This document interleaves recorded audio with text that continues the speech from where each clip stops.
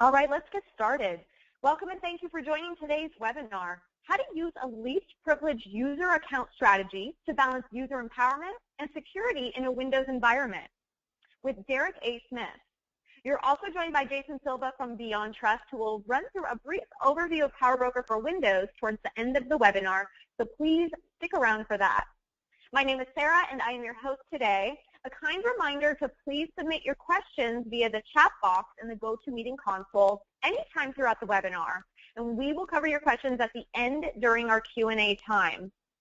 Also, today's session is being recorded, and you'll receive a follow-up email with the recording and presentation next week. Okay, so now that that's all out of the way, let's jump right in with Derek. Hey there, Derek. Welcome. How you doing? Thanks for being with us today. Great. Thanks. Good to be back once again, everyone. Welcome, everybody. Hello. And happy holidays. Holidays are coming up soon. Just a real quick intro. Again, my name is Derek Smith. I am the former director of the National Cybersecurity Institute at Excelsior College, and now I'm a fellow there. I'm also a government IT program manager. I've written a book on cybersecurity and part of another book. As you can see from the picture there, I go on local and national television as a cybersecurity expert, and I teach at several universities like the University of Maryland, Baltimore College, University of Maryland University College, Excelsior, and a few others. I'm a former federal agent for 18 years, a special agent with the federal government, and I served in the Air Force, the Navy, and the Army.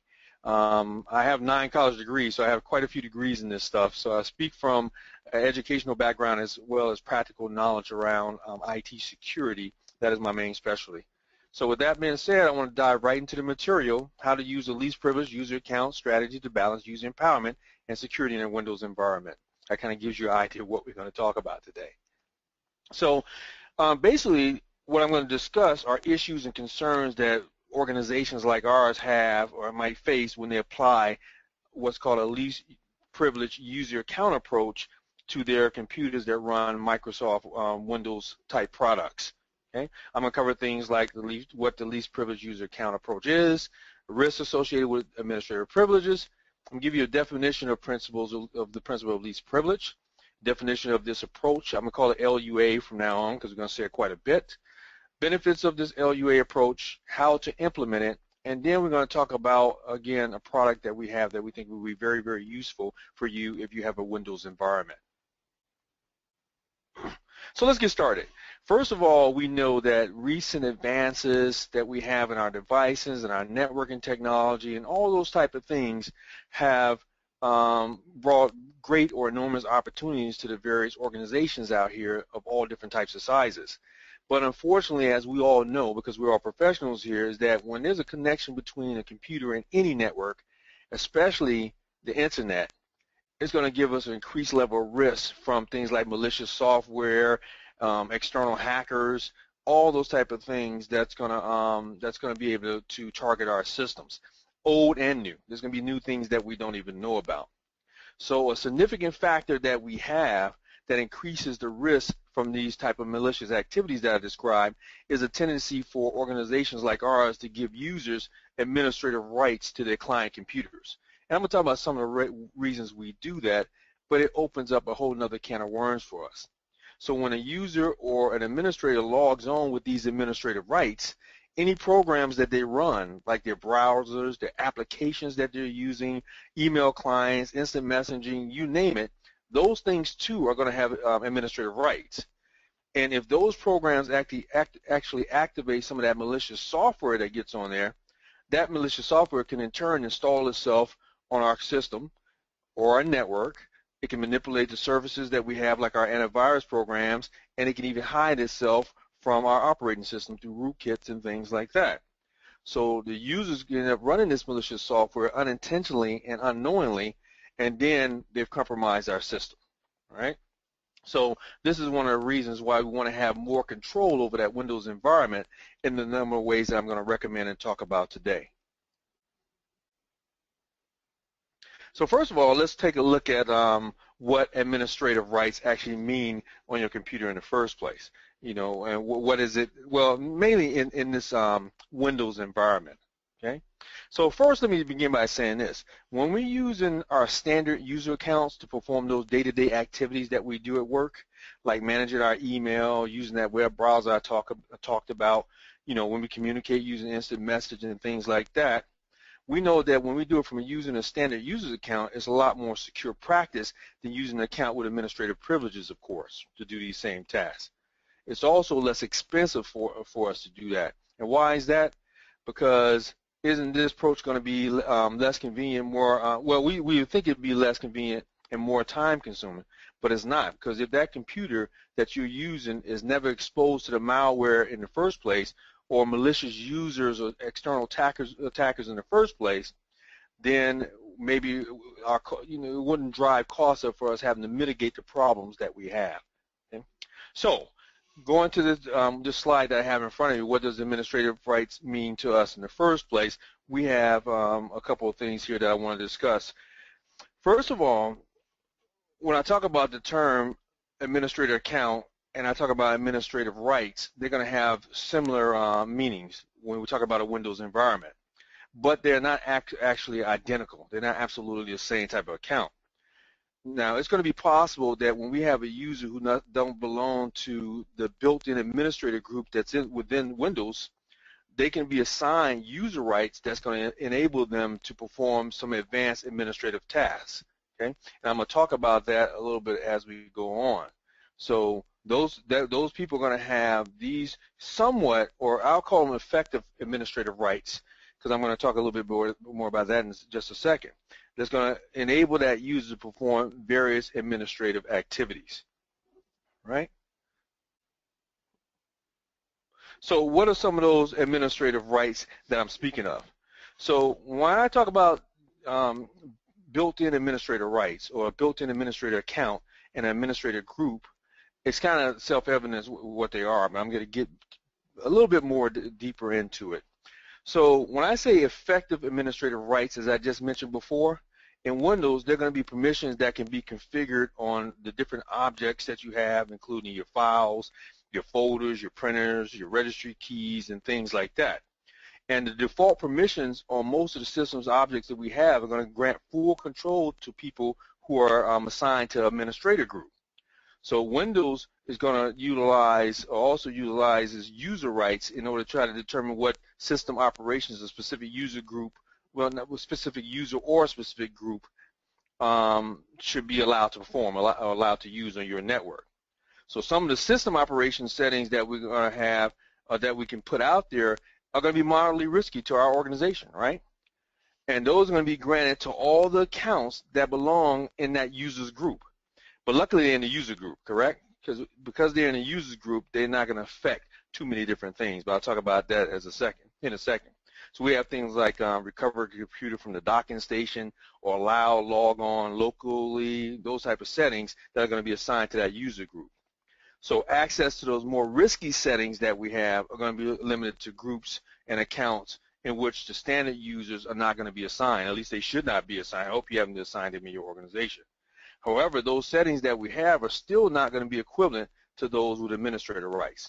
Some examples of those kind of things include things like your backup files and your directories, your log on as batch job, all those type of user rights settings. Now, when we look at it from a different point of view, on the other hand, we're going to have a list of things that some user rights, when granted some type of administrative uses, they're going to have permission to do, or things that they can do. And I have some of them up on the slide here. First, they can act as part of an operating system. So anybody that we give this user right, this effective administrative right or administrator right, they can take control of the computer and they can raise evidence of their activities, of things they're doing. So they can act as part of that operating system. Those folks with those rights can also debug programs. So this user right, if we give it to them, they can exploit it to capture some of the sensitive computer information that we have on our system memory. They can access and modify kernel activity or the data that's on the kernel. They can use some types of attack tools in order to exploit our system and things like that I talked about in those rootkits that I mentioned earlier.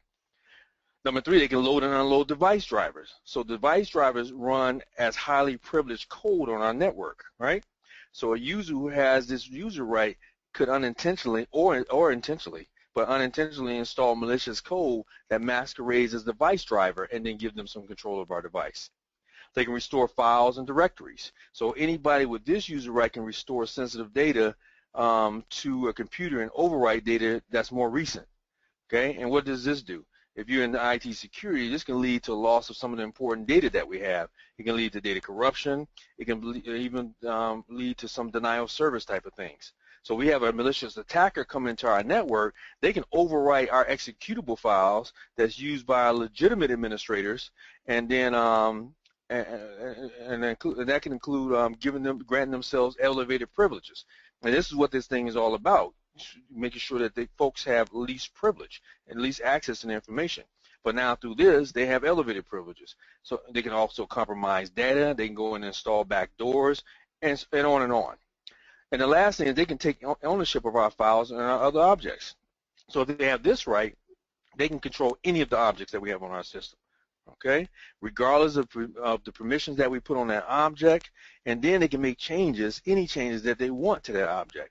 Okay, and then this can result in exposure of our data, corruption of our data, or even complete compromise of our entire network or our entire computer. So these are the type of things that by us giving a user effective administrative rights could occur. So this is one of the reasons why we want to make sure that we don't do these type of things. So here's the balance that I talked about. Now we have to have a balance between the ease of use for those different users and then our security continuum. How much security do we want inside our organization? All right. So in general, as I have on the slide, we know that there's a clear trade-off between increasing the security that we have and then making our system easier to use. Okay. And I have an example I like to give, and I'll talk about the example of when you have your door to your house. And if you go out and you install a deadbolt lock on your door, you know that you're going to have to issue keys to everybody that needs to enter and leave that door, right? You leave your house. They're going to have a special key for that, all right? But what does that do on the flip side? That makes it easier for any uninvited guests or hackers, any uninvited guests to enter our house. But what happens next? A skilled hacker or a skilled thief can go back and they can pick that lock, they can just go in and basically kick the door in or break it down with a ram. So what we do is we can go in and install a security bar or some type of door brace on that door, and then we're going to have some even extra provided security there. But a lot of the designs for this can only be put in place or removed by somebody that's inside that house. And who's that person inside that house? That's our administrator, right? So again, there's going to be a trade-off here between that ease of use of security. As you see, I gave you that example. It becomes harder and harder to use that door because we have the door bar there, we have a brace, we have keys that have to be issued. Now we have a deadbolt lock. We have all these things in place, kind of our defense in depth strategy, and I'll talk more about that in just a little while. Okay? Now, there's also going to be a similar trade-off decision that we have to make when we decide whether we're going to require all users in our organization to perform the majority of their work with standard user accounts and then restrict that administrative access to only our administrators or some subgroup of our IT personnel who actually need it to perform some type of specific task that we have in our organization. So that's the trade-off. So if we or our organization currently allows a lot of our staff members to use account with administrative rights, when we make the transition after you listen to what I tell you today and you go back and make that transition to accounts with limited rights, it's going to be kind of challenging, right? Because they already have been used to having the keys to the kingdom, so to speak. Now, on the other hand, if your organization already restricts the administrative rights to a subset of personnel like the executives or the IT staff, then the transition is going to be easier. Okay? You're still going to have a few difficulties, but it's going to be easier. Just as a quick example, when I worked at TSA, the lead of TSA where I worked, he had administrative rights to the entire system. Now this guy wasn't even an IT guy. He was a business guy. He ran the TSA organization where we were. It's called Secure Flight, the Secure Flight Program, which secured the entire flight list, no-fly list. So I told him, I went and said, well, I was the ISSO, Information System Security Officer, and I said, why does this guy have administrative rights to our entire system? If anybody compromises him, the system's going to be compromised, and he's not an IT person. And you know what the reaction was to me? They asked me, well, Derek, are you going to tell him? Are you going to tell him he doesn't have it? And I said, yes, I'm going to tell him because that's my job. I need to tell him.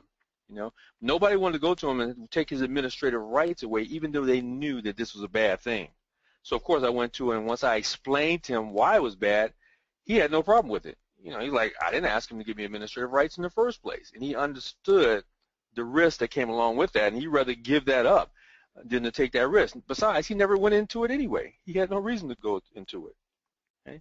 So again, we have to make that decision. Where do we want to be as far as ease of use, and then where do we want to be as far as our security is concerned?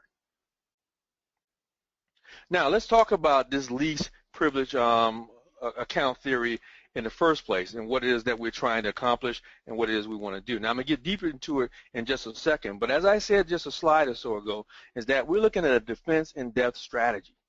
And what does that mean? That means we want to have overlapping layers of security, and that's going to be one of the best ways that we use to counter the different threats that I talked about a little bit earlier when I gave my example.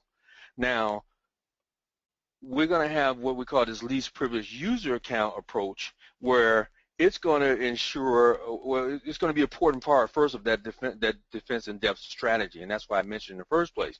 But what it's going to do is it's going to ensure that the users that we have and that we assign to our Windows environment follow the principle of least privilege. And that's mainly what it's all about, the principle of least privilege. And I'll talk about that in a second as well. And that they're always going to log in with a limited user account, not the super user, not the administrative account, none of that. And what this strategy is going to aim to do is going to try to limit the use of those administrative credentials to just the administrators, the people that should have them, and then only when they're doing the administrative tasks. Because, you know, we have problem administrators using their administrative account to go out and search the internet or whatever it may be. But no, we don't want that. We want them to use it the way it's supposed to be used. And if we do that, what's going to happen?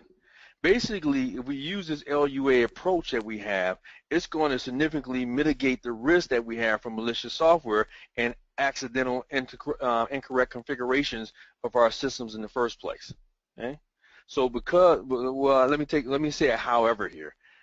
Because that LUA approach is going to require organizations to plan, to test, and support limited access configurations, this approach oftentimes can be can end up generating significant costs for us and significant challenges for us. Because of course it needs a little bit more administration. It's easy to go and assign a bunch of folks to a bunch of groups and not have to worry about it. So we have to be a little bit more conscientious, right? And we have to make sure that we're using these things the way that we're supposed to be using. So that's going to be the challenge. It's not a big challenge. It's something we need to do anyway. But of course, just like anything else, it is somewhat of a challenge. So let's start with a definition of least privilege. Okay? And basically, as you see here, I'm going to give you a couple of different things, but the principle of least privilege is the practice of limiting access to the minimal level that will allow normal functioning. So that's not that difficult. We know exactly what that's all about. Give people only the rights that they need to get their job done. Okay? So what this does, if you look at DOD has a guideline 5200-28, and what they say is that you give them the amount of rights that requires that each subject in a system be granted the most restrictive set of privileges or the lowest clearance, because it's DOD, needed for them to perform their authorized tasks. Okay? So that's what least privilege is all about as far as the definition is concerned. What does this do for us, though? What it does is a couple of things. If they don't have access to a lot of the material that we have, a lot of data on our network, it's going to limit the amount of damage that can result from someone going out and doing something accidentally or error or some type of unauthorized use, and people get higher privileges than they were supposed to because we've limited that in the first place, and they can't even get to the stuff that they're not supposed to get to. Right? So now I'm going to go a little bit deeper into the LUA approach, the principle of least privilege, least user approach that we have a little bit further. So I gave you a definition, but the definition looks at this as a practical implementation that we're going to do of that principle of least privilege that I just talked about, and especially in the Windows environment, because this is about a Windows environment. It says here specifically users, programs, and services on Windows. And it says it should have only the minimum rights and permissions that are required to carry out their assigned tasks. So we're taking that least privilege definition that I gave you before, and now we're putting this approach into fruition or into play. So this LUA approach is going to be a combination of things. And what it's going to be is a combination of recommendations, tools, best practices that we have, even software, that we, third-party software or whatever we're going to use, that's going to allow us to be able to use non-administrative accounts to operate computers that run Windows. That's our goal.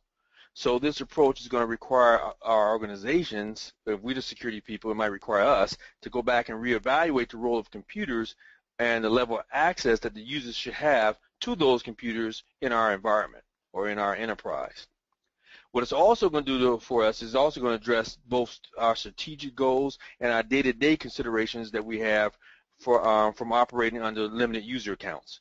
It's going to address issues that come when we do operate with these limited user accounts. Okay, and this is going to include areas like when we have remote users that need to make configuration changes to our computers and things like that, and they have this limited access. What do we do now? All right.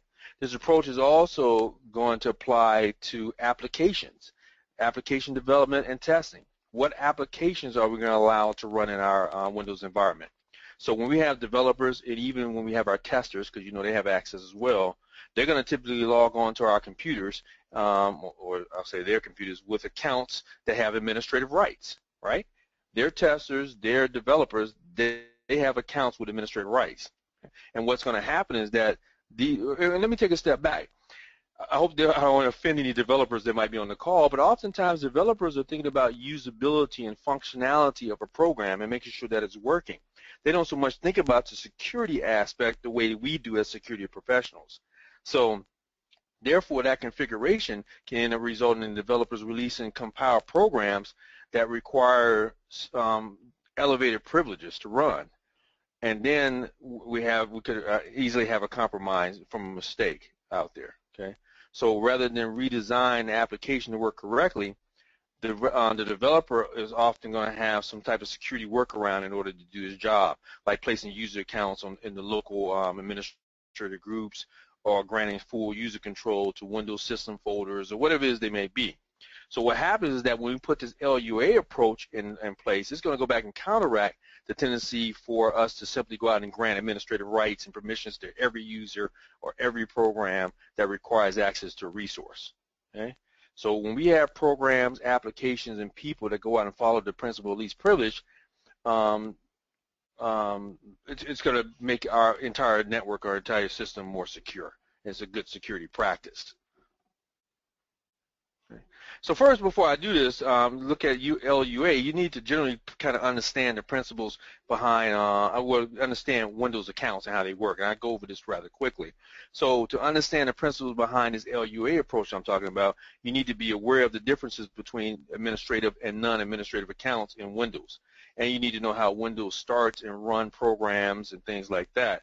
So I'm just going to take a brief look at the different type of accounts that we have.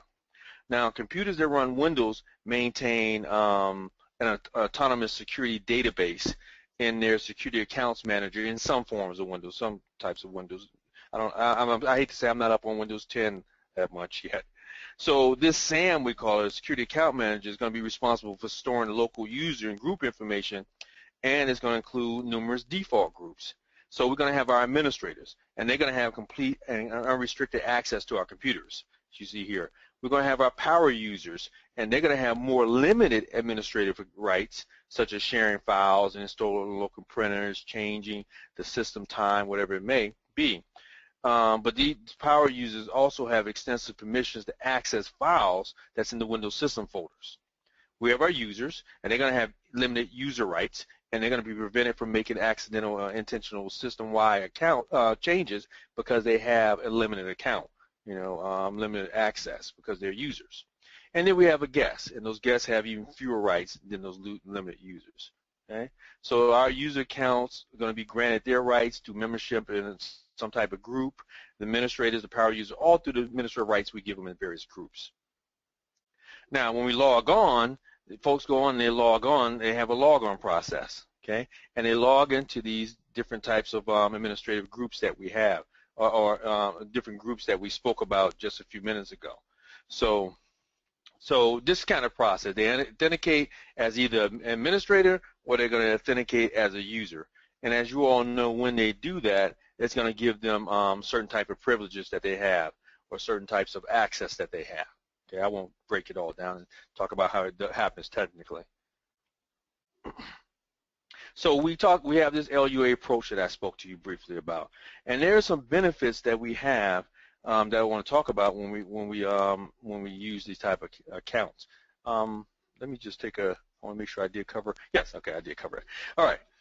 So I want to go back just for 1 second and look at this process again, this logon process, because it's important for you to understand is this authentication process for Windows again.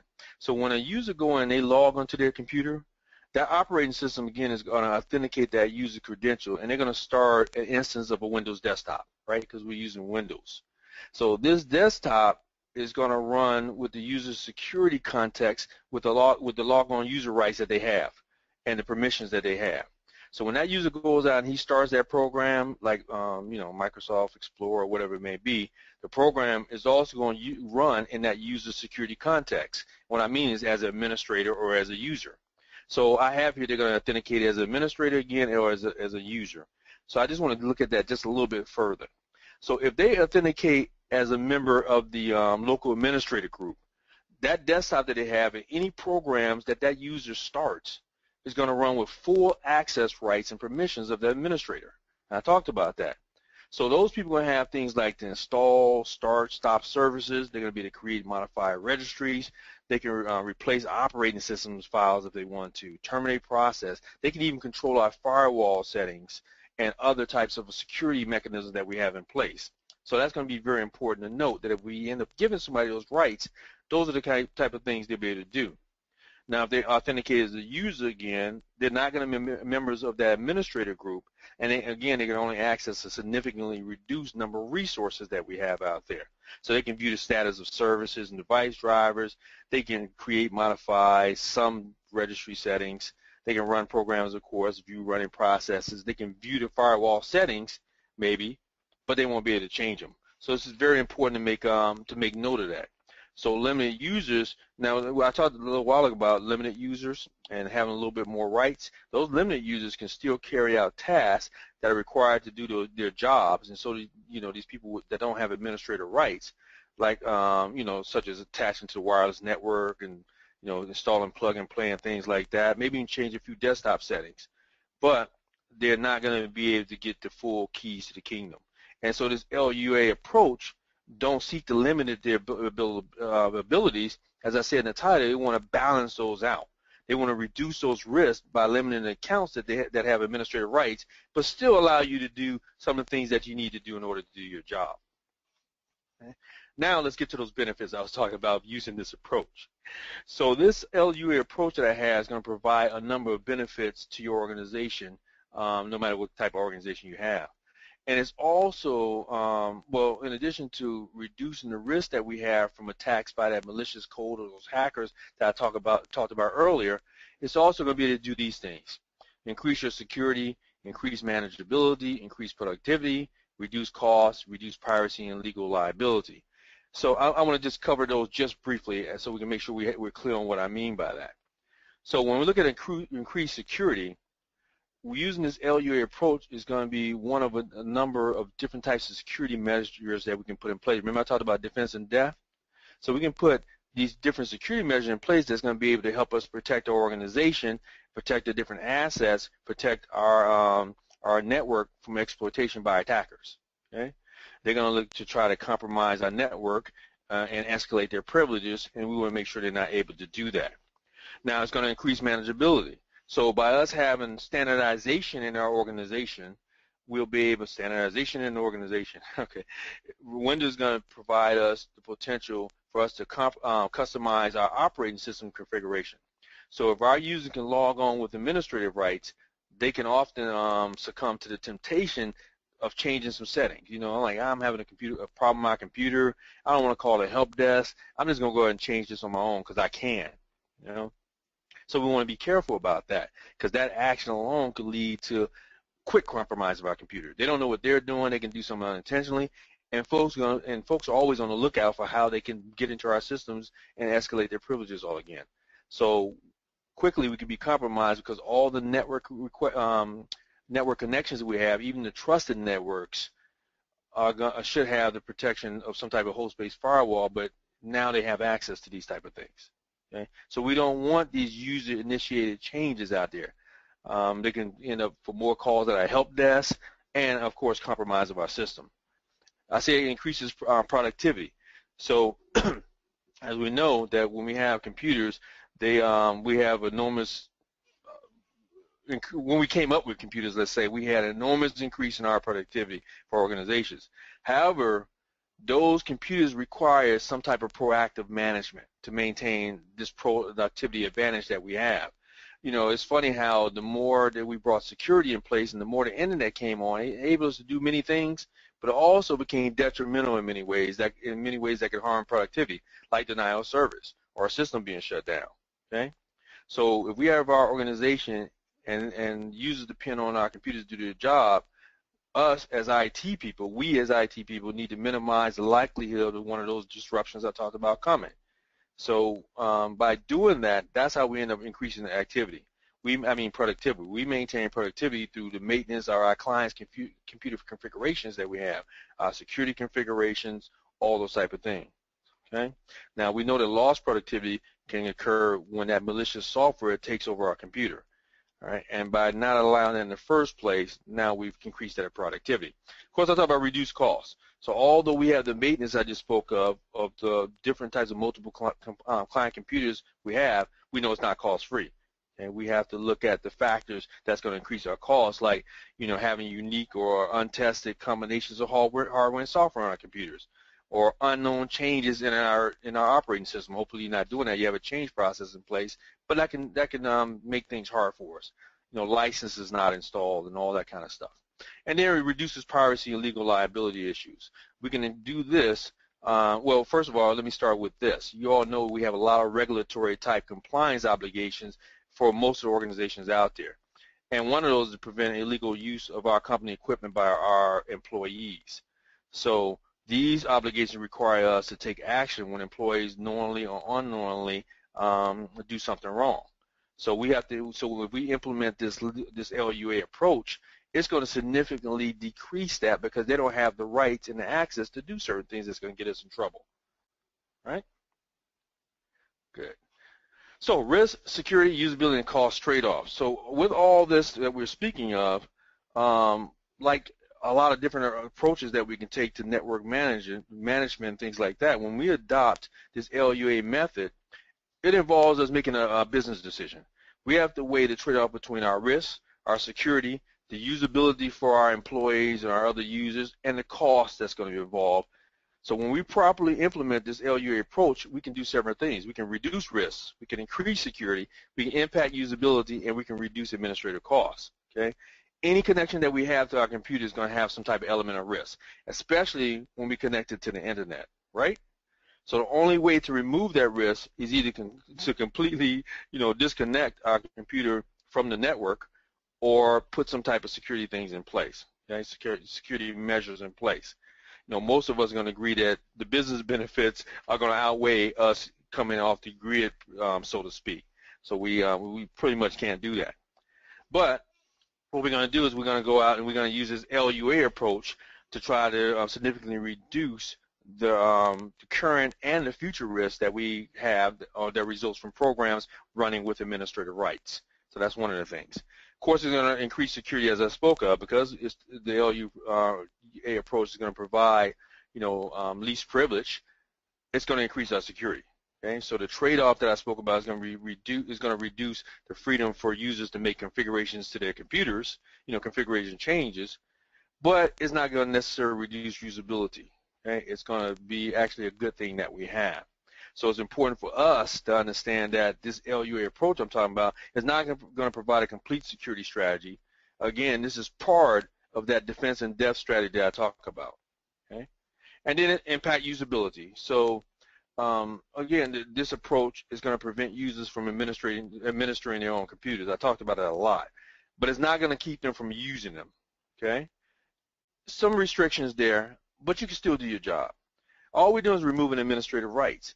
And removing those administrative rights is only going to make sure that those, well, I'll say this, only going to make those folks more productive because they're going to have fewer distractions from their work and they're going to have reduced opportunities to configure their computers incorrectly. So actually we're increasing usability. We're making a good impact on usability. And then it's going to reduce those administrative costs because again, when we use this approach, it's going to closely, it's going to tie in closely with our systems management strategy that we should have in place because limited users can't change any of the enforced management settings that we put in place by our policies. All right? All right, moving right along. And we have our user account. So in Windows, we have our user account, okay? And this user account, as it says here, let me 1 second here to move something off my screen.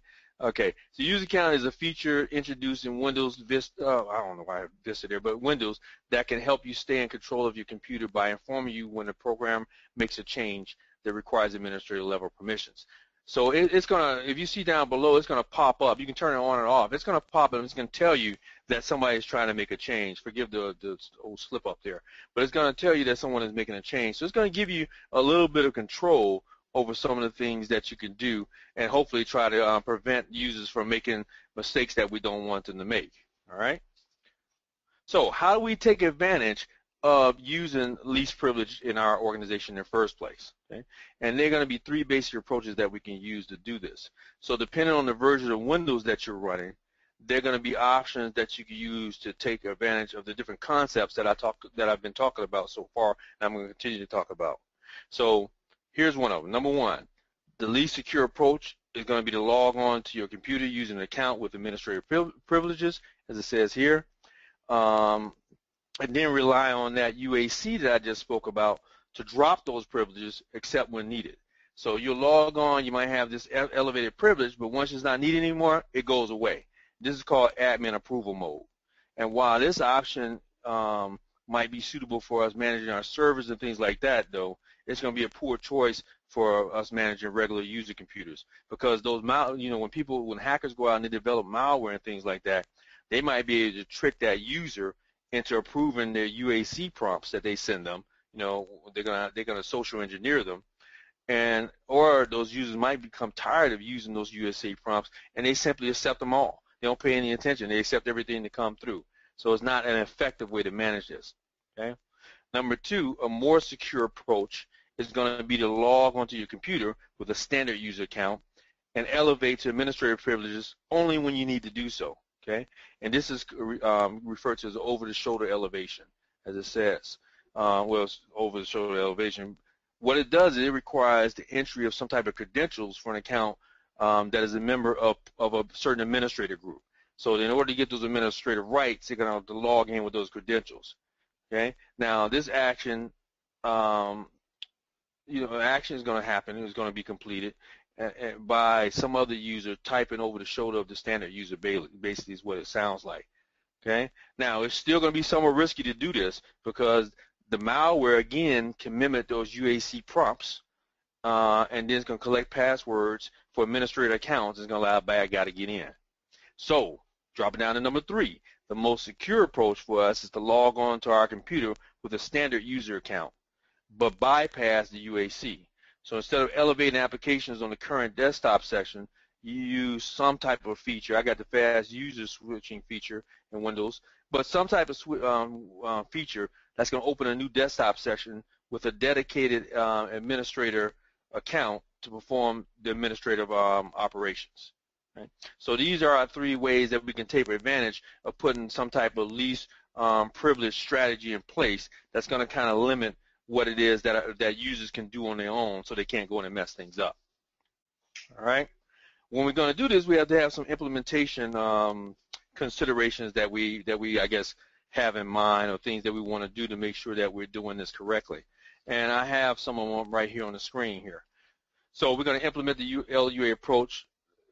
Implementing is going to create technical, administrative, and political issues within an organization. I already talked about that. So we have to keep that in mind, that when we try to make that change that I spoke about a little earlier, and we want to go in and we want to do something different, there are going to be people that's going to balk at that, because they've been used to doing things a certain way. So we got to make sure that we address those concerns. Okay.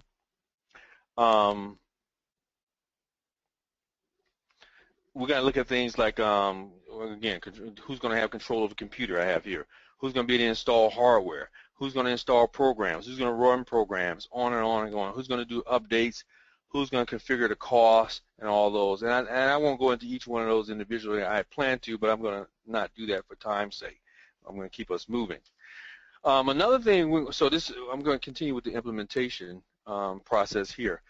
Main thing about the implementation that I want to make sure that I do get to you, though, is that some type of decision is going to have to be made.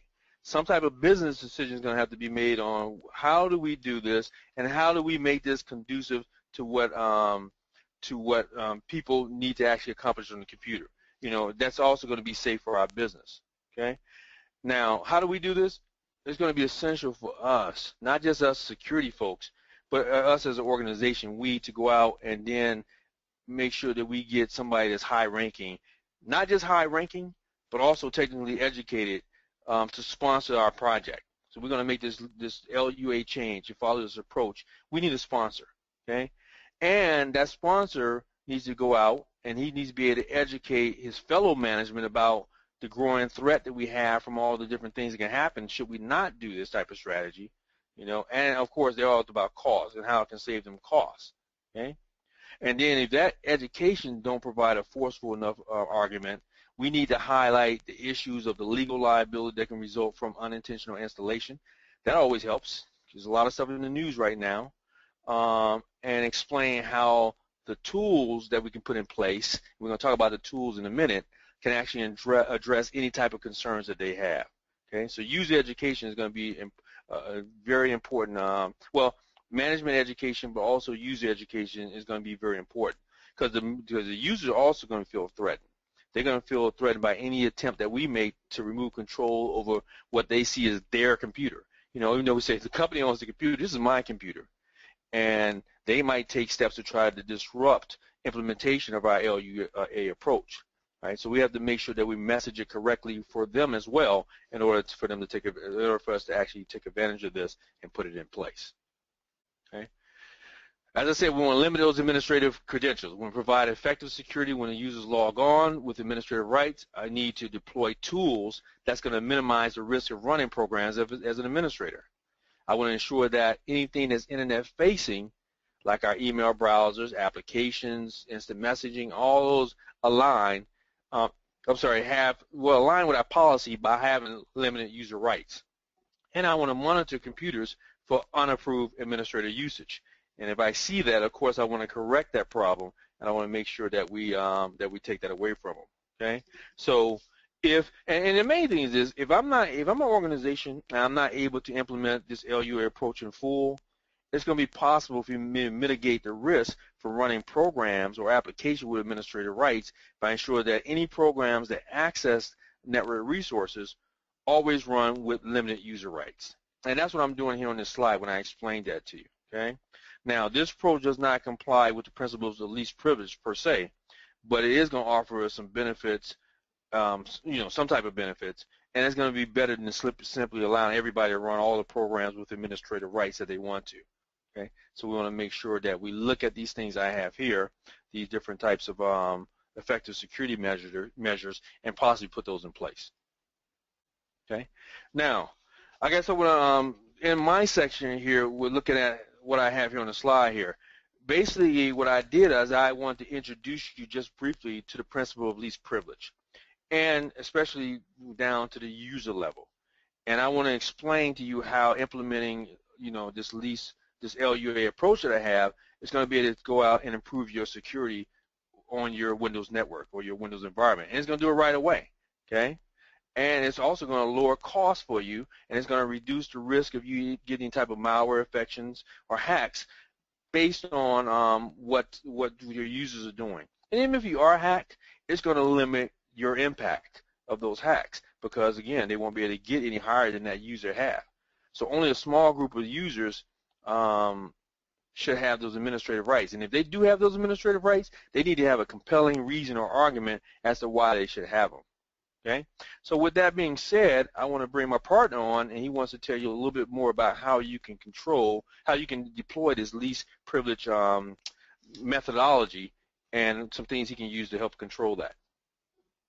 Thank you very much, Derek. Okay, guys, my name is Jason Silver. I'm a product manager here with Beyond Trust, and I focus on our endpoint solutions, right? So this thing called PowerBroker for Windows, which let me go ahead and share out real quick so you can actually see what I'm talking about. I don't have a lot of slides to show. My part here will be quick.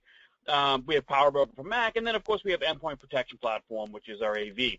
But today we're going to focus in on this PowerBroker for Windows, and it talks directly to what Derek has spent the last 45 minutes really just kind of driving home. And, yes, a lot of it is stuff that we know. Like, we can know things. It's just a matter of, well, how are we supposed to do that? Well, just going to a least user access model or least privilege model, you can't just pull the switch, right? You need to do a little bit of due diligence ahead of time. And then even when you've done that, you've done a little bit of research and you said, okay, well, here's the applications that we think need admin rights, or here's the things we think are going to break if we do pull this switch. Well, we're not going to get them all. And then how do we actually account for that? We got to give rights back to the users. We're not going to go in and mess with the file system and allow full control for the users group on this file and that file and then give specific privileges to those users. What we want to do instead is allow the applications or the installers or those system configuration changes, those things that particular user should be allowed to do, without anyone being over their shoulder or just, go ahead, this is your job, go ahead and do that. But then prevent, or at least in some way, put a second pair of eyes on the other types of things that can be done. And that's really what this PowerBroker Windows software does. Let me go to the right screen. Good. So how do you deal with removing users' rights without obstructing productivity or overburdening the help desk? And again, we go back to what Derek was talking about as well, and what I was just talking about here. Well, we put a software in place that does that. So a quick introduction of what Beyond Trust is, or who Beyond Trust is. We were founded in '85. We are private and profitable, about 4,000 customers worldwide, and we have a set of tools that deal in the PAM, or the privileged account management, and the vulnerability management space. If you've ever heard of PowerBroker or you've ever heard of Retina, well, that's our product lines, right? So, again, this is PowerBroker for Windows. The vulnerability side is the Retina, and then it's Retina something, depending on how deep you need to get into that. There's also a bit of a combination, even with this PowerBroker for Windows software. And if I want to elevate an application or just check to see if an application is safe, well, I take and I feed in some data from our other products to check before I allow that application to launch, is it prone to vulnerability? Is it a high risk to the company to let the application run even as a standard user? Because remember, while the standard user really is the single best thing you can do for security, there are some things that can still get through and sneak in there even with just those standard user rights. So let's just do a quick check to make sure that the app isn't out there and something isn't out there trying to exploit it. Does the app have malware? We can even check on that. And if it does, we'll take some actions on it. So what does this thing do? Well, its core functionality is to elevate privileges to applications. Again, make the application behave as if it, the application, is in the administrative security group, not the user. I will not touch the user's rights. I'm not going to make the user a temporary admin. I'm not going to give the user a secondary admin account. So in my case, with using this, I actually do want UAC on. So in Derek's talks, he was going through some of the things you can do, and the third one there was to make them a standard user and don't even give them the option to see UAC. Well, if they're a standard user and they see UAC and they do not have any additional rights, well, they're not going to get past that. They used to be, but they're not going to get past that UAC prompt again. And then if it's an application that you've said to PowerBroker for Windows, nope, this one's okay, go ahead and allow this application to launch.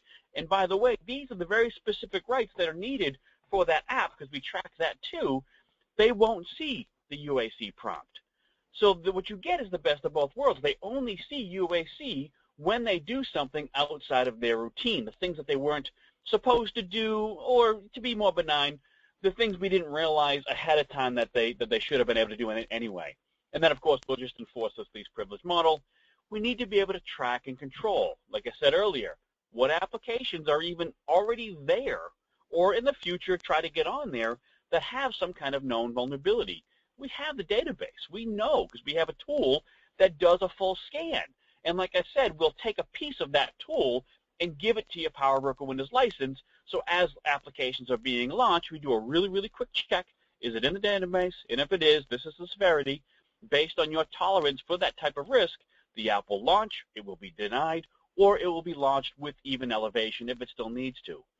Everything that's being done on these PowerBroker Windows managed machines is reported back into a centralized sort of reporting platform. We call it Beyond Insight. It's officially the Beyond Insight IT risk management platform. I'll call it Beyond Insight for short.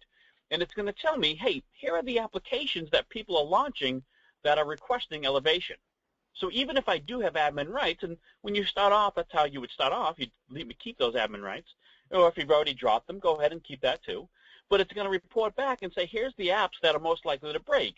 And then before you do anything or take the next steps, you'll have already created a set of rules that says, you know, Bloomberg is allowed to launch, or rather, Bloomberg is allowed to check home if it has an update. And if it does have an update, it can actually do that update.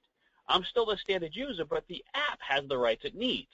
That's all I need. And then, because I've actually applied that rule, well, I can see that too if I want to monitor for those types of things as well. I also need to understand, again, what applications we're reporting back that have some kind of vulnerability risk. What applications do have some sort of suspected malware. It's not going to get in the way of what you use now as far as AV. It's just a sort of a secondary or a complement to the scanning that you're doing, because it's actually using data that's coming back to it. It doesn't need to take over and do a whole nother scan for you. And then on some applications, let's say I do need to allow you to run an application even though I know it has some kind of vulnerability. Or I allow you to elevate programs and features because you need, for whatever reason, to go in and uninstall applications or run some kind of system configuration. I can actually capture keystrokes and sessions and screens, basically, and report back, what did you do during the, while that application was being elevated? So this is all part of just that PowerBroker Windows license. And then hopefully, if time allows, I'll show a real quick demo so you see the thing, sort of in motion. This slide here, I'll just breeze through it real quick. Basically, it's just showing why PowerBroker for Windows. Okay, so we talked about the deep capability, being able to go out and discover the assets that are on the network, whether you know about them or not. By the way, the discovery, the scanning that we allow for doesn't limit you to just Windows machines running PowerBroker for Windows. In that case, I don't even care if PowerBroker Windows is on that system. I want you to be able to go out and even see what's there. And once you see what's there and bring all that data back, you can really start to organize it and really start to give people rights to see particular data about my Cisco routers, my Linux boxes, my Macs, or my Windows boxes that are being managed with PowerBroker for Windows. Those are what we call smart groups. It is patented technology. There's actually patents awarded for it, and more in the works for the pending, I guess. Talked about the reporting, and again, it's part of a broader solution set, but we're really going to focus on this one. So let me go real quick. Let me extend this. I don't want to time out of that. This is actually part of the reporting. This is the data warehouse. So again, the nice thing about having a centralized reporting hub that's Beyond Insight is I'm not only this piece right here doesn't only take into consideration PowerBroker for Windows, but this lab's a little small. I really just run PowerBroker for Windows and PowerBroker for Mac in it. But if I was doing my vulnerability and my patch management and my more of my privileged account management, my password management and stuff, I would actually be able to see a report that says, hey, this machine right here, we've generated alerts from 3 different pieces of software or externally from like Palo Alto or Checkpoint or FireEye. So this one machine is reporting alerts from different security software. There may be an issue. At least we should go take a peek at it. That's the beauty of having everything come into one hub here. It's not looking to take over your SIM, but it is a good middle product if you do have another SIM you need to send data to, or if it's your final destination and not in a bad way, you can actually use it for that as well. But it actually just takes this data and combines it into an alert because we know what constitutes an anomaly. So rather than sending a bunch of raw data up to another SIM, we'll just send the individual alerts and then you can go look back. But this is the piece we'd focus on more. So if you were just starting off with PowerBroker for Windows, you'd come here and you'd say, okay, well, what's going on? Well, I can see that I'm running some applications that may need additional help. Emmet is one of those things, right? So if I'm going to run Emmet, I can't run Emmet as a standard user, and in most cases, I shouldn't be able to. But some people somewhere may have to. That's not a problem. I would just create a rule that says, hey, you know what? if this person, because I would actually filter them down, if this person launches this particular application, and I could track it either by the publisher information, Emmet Agent EXE was signed by Microsoft. If I cared about the specific version of it, I could do that too. Or, by the path, and that's pretty self-explanatory. And, of course, the hash of that particular binary. Either way I want to do it, I can allow for that to track. Now, as a standard user, when I pop over to, this is a Windows 10 box here, and I pop into data sources, real simplistic application, right? It doesn't matter much what app I'm running. It's just an app. And I try to go over and make a system DSN. Hey, guess what? I can't do that. Now, Windows is very kind to me. It tells me quite clearly, you're not logged on as an administrator. You need to be if you want to do this particular task. All right, well, again, I don't want to, and Derek would agree, we don't want to give the user admin rights. If I do that, havoc can be wreaked, even if they don't mean to. And you pointed that out, too, in the beginning of it, Derek. It's not that everyone's being malicious, and in fact, most people are good, we hope, right? But it just takes one bad person to do whatever on the network if they have the rights to do it. So what I'm going to do is I'm going to tell PowerBroker Windows, hey, you know what? When this application launches, go ahead and let it happen. Just give it the functionality it needs. The rule was already here. It was just disabled. I just turned it back on. And if I look at a rule or a typical rule for PowerBroker Windows, there's always a trigger. In this case, it's a publisher, right? I mentioned that there's an application. In this case, it's ODBC-AD32EXE. That is the original file name for this. And it's signed by Microsoft. It's a product name. If I cared about the version, I could pop that in as well. And then once it triggers, and there's a small client on the box that's listening for these kind of things. It's also what protects the elevated applications. But once the trigger happens, then what do you want me to do? In this case, I'm elevating the application. I'm not using, application control, typical blacklisting, whitelisting type stuff. I actually want this application to be elevated. So I'm going to add in the same rights that the built-in administrator security group has. Doesn't have to be that particular group. It's just the most common thing.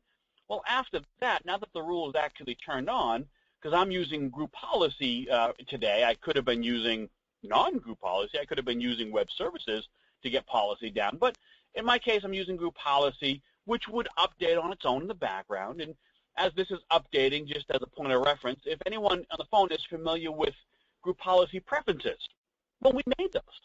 Microsoft bought that from us in 2006. So this product here, this PowerBroker for Windows product, used to be part of the same suite. It used to be called Policymaker. And then, well, when Microsoft bought it, they had UAC coming out. They were going to shelve this thing. So we didn't want to sell it to them, so we kept it. We just had to shell out to a new company name and a new product name. So now that I've just run this application again, now I can do this. Just a few seconds ago when I ran that System DSN tab, I got the message that says you can't do it. Well, now I can. No problem. And again, if it was an installer or an updater, like I don't want to elevate Adobe Reader, but I do need to elevate Adobe ARM. I want Reader to be able to update. I want Java to be able to update, or iTunes even, if you allow that to happen. But I don't want to elevate the parent application. In those cases, I can do that as well. So that was really, really quick. I want to respect time. We've just gone over a minute. That is PowerBroker for Windows, folks, and that's how you get to a least privilege model without the headache of your typical sort of mode of doing that. Thank you so much, Jason. Sarah, wow, good. A lot in just a couple of minutes, so I appreciate that. If you could go back to the slide deck, and while you're doing that, I'm going to go ahead and launch our last poll, just based on what you saw and what Jason demoed. Would you like a free trial of PowerBroker for Windows? If you select yes, you will receive an email and get license details and all that fun stuff so you can get it up and running in your environment. So I'm going to leave this up for just a couple of moments. We had a couple of questions come in. Jason, stay on the line.